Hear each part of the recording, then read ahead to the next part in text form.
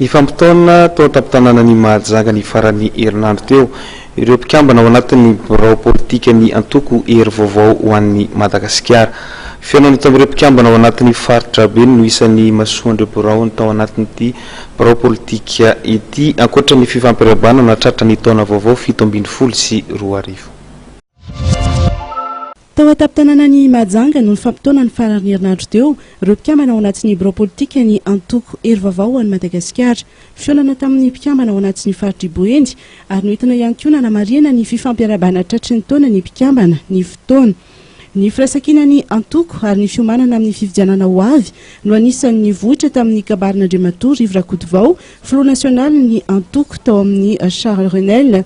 Tsy misy velively ny fizarazarana ao anatin'ny antoko izy ary mila finiavana sy fanetretena ny firosoan'ny antoko amin'ny fifidianana ho filoham-pirenena. Fifidianana izay no mariny fatakin'ny antoko ny firotsahako fidiny ny filoha Erajonaromampianina.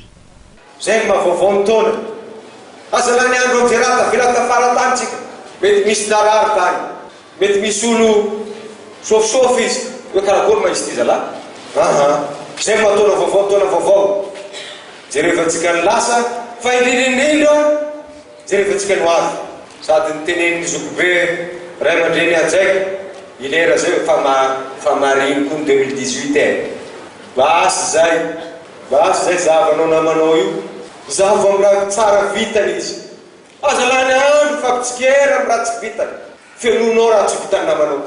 Zay ny raha tsika marobe ny tsy haiko mety hainao, ny hainao mety hain'olo hafa reto. Zay ny raha tsika zay. Fa tsika mazangay to aza lany andro. Karakory ma izy iny? Tsika maio bazarantsika be korana io. Sara zany afahantsika jiaby mandray micro zany. Fa afahantsika koa mila asa. Fihaonan'ny Pirahalaminala ino azo amehezana ny lanonana nataony sabotsy lasa teo tao an-tampon-tanàna ny Mahajanga teo amin'ny mpikambana ao anatin'ny antoko. Fiara-misakafo no namaranana ny lanonana.